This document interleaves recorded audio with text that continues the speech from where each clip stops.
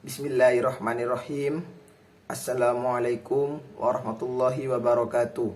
Salam, Om Swastiastu, Nama Budaya, salam kebajikan, salam sejahtera bagi kita semua. Alhamdulillahirabbil alamin. Assalatu wassalamu ala asrafil anbiya'i wal mursalin Sayyidina Muhammad wa ala alihi wa sahbihi ajmain, amma ba'du. Sebelum lanjut kembali, saya akan memperkenalkan diri dahulu. Nama saya Eka Ramdhani dengan NIM 23102110007 dari Fakultas Keguruan dan Ilmu Pendidikan Universitas Muhammadiyah Jember. Program Studi Pendidikan Biologi. Mungkin dengan adanya video kali ini saya akan menjawab soal-soal UTS yang telah disediakan dengan mata kuliah landasan pendidikan dengan dosen pengampu Ibu Aulia Nanda Pravitasari MPD. Nah, untuk soal yang pertama itu, mengapa manusia harus dididik? Mungkin menurut saya mengapa manusia harus dididik itu karena manusia itu diciptakan oleh Allah Subhanahu wa taala itu mempunyai akal, nafsu dan lain-lain. Nah, jika mereka tidak dididik, mereka itu akan memiliki nafsu yang sangat besar. Nah, juga bisa merugikan kepada diri sendiri dan juga orang lain mungkin. Nah, dari situ kita tuh harus mendidik mereka itu sembari mereka itu tidak dapat nanti mengurangi lah kesalahan-kesalahan yang akan dilakukan. Karena itu manusia itu memiliki nafsu. Jika nafsunya tidak bisa ditahan lah, mereka itu mungkin akan melakukan kesalahan yang sangat berat. Nah, dan itu juga kita tuh harus mendidik pola pikir mereka agar mereka itu bisa membedakan mana yang baik dan mana yang buruk, dan juga bisa mengatasi nafsu-nafsu mereka mungkin, dan juga menambah keimanan mereka nanti jika mereka itu sudah dididik dengan baik dan benar. Mungkin pada saat masih kecil mereka itu akan dididik oleh orang tua mereka itu agar mereka nanti itu saat besar bisa memilih dan memiliki pola pikir yang baik, dan bisa memilih juga antara baik dan buruk juga. Nah, mungkin nanti setelah mereka besar atau sekolah juga nanti, nah itu akan berpengaruh juga antara pertemanan dan pertemanannya gitu. Nah, itu dari kita sebagai calon guru itu harus mendidik juga bagaimana cara melakukan hal-hal yang positif. Nah, guru itu juga sebagai pedoman bagi murid-muridnya agar mereka itu bisa meniru atau melakukan hal-hal yang baik yang dilakukan oleh gurunya tersebut. Nah, dari situ juga kita tuh harus mengajari kepada murid-murid itu tentang cara pola pikir yang baik agar mereka itu tidak bisa salah memilih jalan nanti pada saat mereka dewasa nanti. Mungkin mereka nanti itu saat mereka menginjak dewasa, mereka itu mungkin akan berguna bagi masyarakat dan orang-orang lain karena mereka itu sudah dididik dan dibentuk pola pikirnya pada saat mereka kecil dan di sekolah. Nah, itu juga akan berpengaruh lagi kepada diri sendirinya juga nanti jika mereka itu sudah bisa memilih antara baik dan buruk dan memiliki pola pikir yang bagus.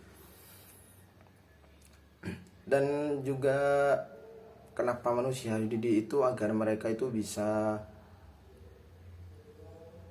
mengeluarkan potensi-potensi yang mungkin mereka punyai yang belum diketahui.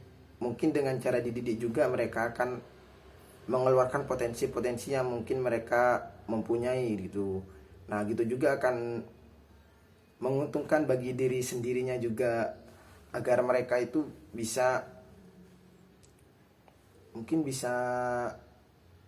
menampilkan lah bagaimana kemampuannya itu jika mereka itu sudah dididik. Mungkin gitu juga ya dari segi kita itu, mungkin diri sendiri juga, bagaimana cara kita memilih juga. Nah, itu juga berpengaruh juga kepada didikan orang tua atau guru. Nah, jadi gitu kita sebagai calon guru itu harus mendidik mereka itu supaya mereka nanti tidak salah milih jalan lah, agar mereka bisa berguna atau bermanfaat bagi orang lain dan di masyarakat nanti. Mungkin itu jawaban untuk soal yang pertama. Nah, untuk yang soal nomor 2 itu, seperti apakah pendidikan yang memanusiakan manusia itu? Menurut saya pendidikan yang memanusiakan manusia itu, saya juga sebagai calon guru mungkin akan melihat atau menilai karakter-karakter siswa saya dulu. Mungkin dengan cara mempelajari dan melihat seperti apa karakter-karakter siswa saya. Nah, jadi nanti ketika ada sebuah kelompok, kita bisa mengatur kelompok mana saja yang mungkin bisa tidak membeda-bedakan teman-temannya itu. Mungkin ada yang kurang pintar, ada yang pintar. Mungkin di dalam satu kelompok itu mungkin ada yang pintar semua gitu kan, itu bersifat tidak adil lagi sebagai seorang guru. Nah, gitu tidak boleh. Kita tuh harus adil kepada semua murid kita agar mereka tuh bisa merasakan bagaimana cara berkomunikasi yang baik dengan teman-temannya, biar mereka tidak berpikir kalau kita tuh tidak adil dalam mengatur kelompok mereka. Nah, itu juga sebagai pendidikan yang bisa memanusiakan manusia juga, dengan mengajari mereka atau mendidik juga agar mereka tuh tidak membeda-bedakan teman-teman yang lain. Dan mereka tuh kadang sekarang mungkin banyak siswa-siswa yang senang memilih kelompok sendiri. Nah, itu bisa membuat teman-temannya itu merasa bahwa mereka itu dikucilkan. Nah, itu kita sebagai seorang guru juga, kita harus mengajarkan kepada mereka bahwa untuk memilih kelompok atau memilih teman itu jangan dibeda-bedakan, agar mereka tuh bisa merasakan juga komunikasi yang baik dengan teman-temannya. Dan juga itu mungkin kita juga akan mengajari menghormati teman-temannya itu, agar mereka itu juga tidak berpikiran bahwa kalau kita sebagai guru itu tidak mengajari tentang cara memanusiakan manusia gitu. Nah, untuk mungkin kedepannya itu ya, kita sebagai calon guru itu akan lebih mengajarkan lagi tentang cara memanusiakan manusia di pendidikan. Nah, sekarang kan kita sedang berada di kurikulum merdeka. Nah, itu kita kan sebagai calon guru juga itu kita harus melihat juga potensi-potensi dan karakter-karakter siswa yang lain, dengan cara itu mengajar dengan cara seperti bermain atau bagaimana yang bisa membuat potensi-potensi mereka itu keluar. Nah, itu juga cara kita bisa memanusiakan manusia dalam pendidikan juga. Dan itu kita juga bisa menyiapkan mereka lah pada saat dewasa nanti. Jika sudah beranjak dewasa mungkin di masyarakat, bisa membantu atau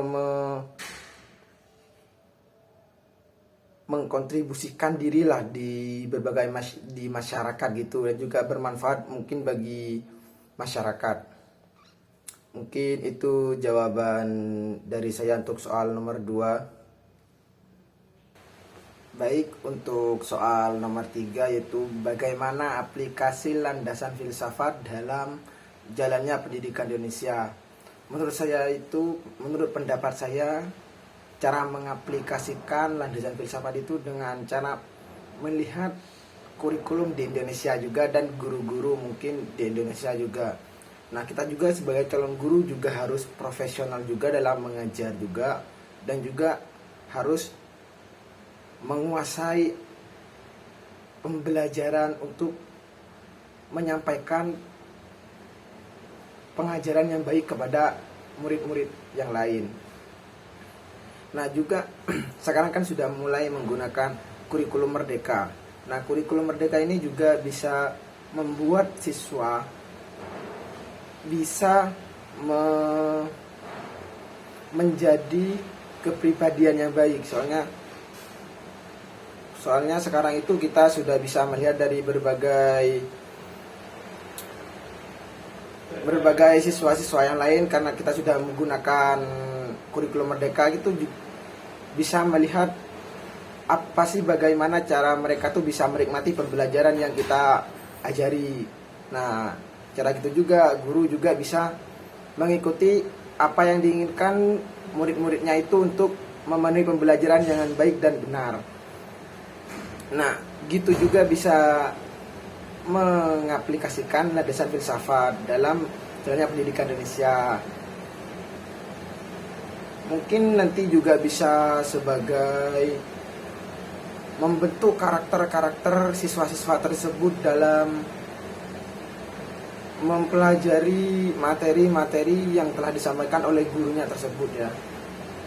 Nah kesimpulannya itu guru itu juga harus profesional dalam mengajar, dan juga siswa yang sebagai diajar harus memiliki kemampuan untuk mendengar atau menirukan apa yang guru itu sampaikan dengan baik dan benar. Mungkin itu jawaban saya untuk soal nomor 3. Untuk soal nomor 4, unsur apa saja sih yang berperan dalam kemajuan pendidikan di Indonesia? Menurut pendapat saya, unsur yang berperan dalam memajukan pendidikan di Indonesia itu mungkin salah satu contohnya itu beasiswa. Nah, beasiswa itu kan bantuan dari pemerintahan untuk rakyat-rakyat yang memiliki kesulitan untuk membiayai anaknya ke sekolah di perguruan tinggi maupun di sekolah-sekolah dasar. Nah, mungkin dari beasiswa tersebut kan masih banyak masyarakat atau desa-desa terpencil yang mungkin kurang biaya lah dari masyarakat tersebut untuk membiayai anaknya ke sekolah di sekolah dasar maupun di sekolah tinggi. Nah dari itu, fungsi dari beasiswa itu untuk menunjang kapasitas uang yang diberikan untuk biayai oleh pemerintah langsung. Nah dari itu juga kadang sekarang banyak beasiswa yang disalahgunakan, seperti dibelikan barang-barang apa, mungkin kan barang keperluan lainnya, bukan untuk keperluan sekolah gitu. Nah itu juga perlu dipikirkan lagi sih dari pihak yang menerima dari beasiswa tersebut. Mungkin alangkah baiknya itu ya, menurut saran saya, beasiswa itu digunakan sebaik-baik mungkin untuk membiayai anaknya sekolah ke jenjang lebih tinggi agar bisa mendapatkan pendidikan yang lebih bagus dan lebih baik. Nah dari itu juga, dari beasiswa itu tersebut, anak-anak itu akan tambah bersemangat lagi, karena mereka itu yang dulunya pengen sekolah tapi tidak bisa sekolah karena terkendala biaya.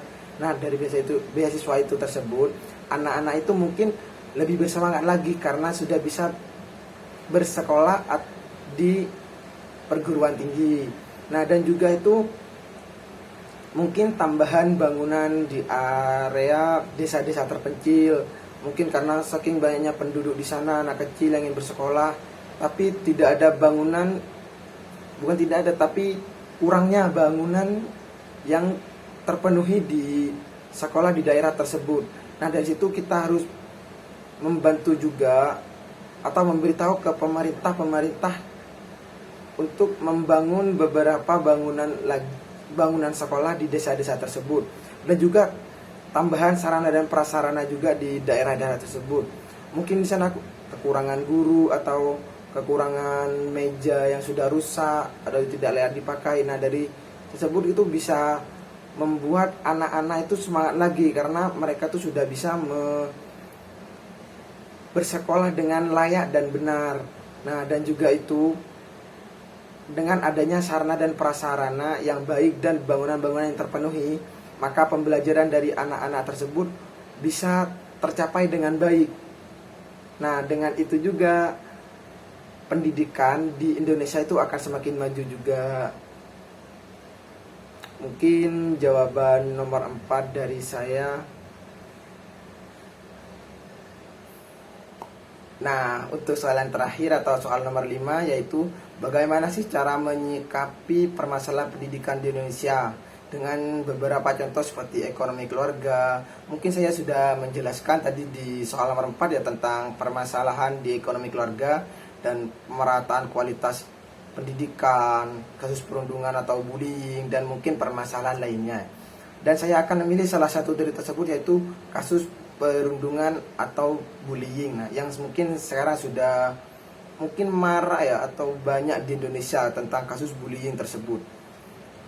Nah, mungkin pendapat saya tentang kasus bullying tersebut itu, sekarang kan banyak di Indonesia tentang kasus bullying, dan mungkin banyak yang membuli itu menguploadnya di sosial media, yang membuat itu mungkin negara-negara lain menyikapi tentang pendidikan di Indonesia itu tidak baik gitu. Jadinya tuh, ayolah jangan begitulah, mungkin jangan ada perundungan lah di antara semua siswa-siswa atau orang-orang lain lah, biar negara-negara lain tuh melihat bahwa pendidikan di Indonesia tuh sangat baik. Nah gitu, sangat baik, bermoral gitu, tidak ada kasus perundungan dan bullying. Itu kan bisa membuat Indonesia tuh makin naik atau semakin bagus di mata negara-negara lain.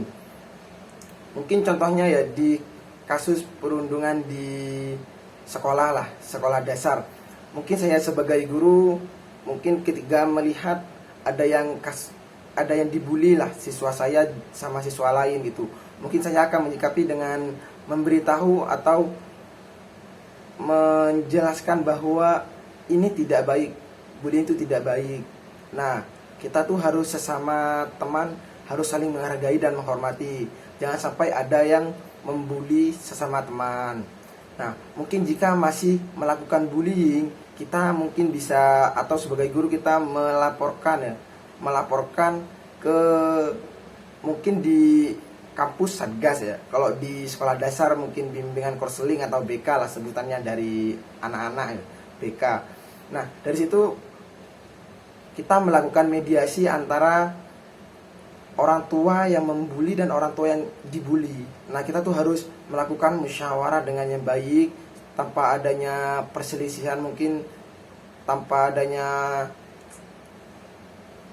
perkelahian lah antara orang tua tersebut ya.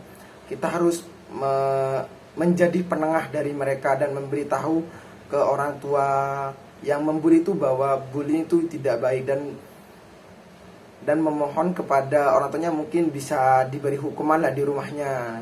Dan untuk yang dibully itu mungkin kasih semangat lagi lah, atau diberi ke orang tuanya tuh ditambah lagi semangatnya gitu, mungkin dikasih penyemangat lah di rumah, dikasih apalah biar mereka yang dibully itu tidak depresi. Nah, jika masih membuli lagi, sudah diberi sanksi lah untuk yang membuli itu. Jika melakukan lagi, nah diberi sanksi yang lebih berat lagi, contohnya tuh diskors. Nah, mungkin itulah. Nah, untuk mungkin lah ada kasus bullying kembali melakukan bully lagi. Nah, dari itu mungkin kita bisa melaporkan pihak yang berwajib lah, atau yang berwenang seperti polsek atau lainnya lah. Nah, kita tuh juga sebagai guru, kita tuh harus mengerti atau melihat karakter-karakter siswa yang terkena bullying. Nah, mungkin yang kena bully itu takut atau malu untuk menceritakan tentang kasusnya sendiri tuh, atau kasus bullying tersebut. Mungkin diancam atau apalah. Nah, kita sebagai guru juga harus harus dekat dengan semua siswa-siswa tersebut untuk mengetahui apa permasalahannya. Dan juga mungkin ada teman-teman dekatnya yang bisa menerima cerita-cerita dari teman-temannya yang kena bully dan bisa menceritakan ke gurunya. Karena bisa membuat seorang siswa yang dibully itu depresi dan tidak mau bersekolah kembali. Nah, dari itu kan kita sudah jelas telah kehilangan satu tunas bangsa. Nah, mungkin dari pembelajaran tersebut ya kita lebih bersemangat lagi untuk memberikan pembelajaran kepada siswa-siswa untuk tidak melakukan kasus perundungan atau bullying kembali, karena itu sangat merugikan bagi orang lain dan merugikan kepada dirinya sendiri juga. Mungkin itu jawaban terakhir dari saya. Mungkin itu jawaban dari saya untuk kelima soal tersebut. Dan intinya itu pendidikan sangat penting bagi aspek kehidupan teman-teman, dan juga bisa kita terapkan di kehidupan kita, dan juga itu pendidikan bisa memberi seperti memberi apa ya, memberi jaminan lah bahwa kita nanti tuh sebagai kaum milenial nanti kan juga akan terjun di dunia masyarakat. Nah, dari itu kan dari pendidikan bisa kita mempelajari lah bagaimana cara menghormati sesama lain, tidak beda-bedakan juga kan, termasuk dari pendidikan yang kita dididik sama guru-guru dulu. Nah, kita bisa mempraktekannya langsung pada saat kita di masyarakat. Nah, dari itu juga untungnya pendidikan bagi semua orang agar bisa bermanfaat lah bagi masyarakat nanti. Mungkin itu saja dari saya. Bila ada kekurangan mohon maaf. Wabillahi taufiq wal hidayah. Wassalamualaikum warahmatullahi wabarakatuh.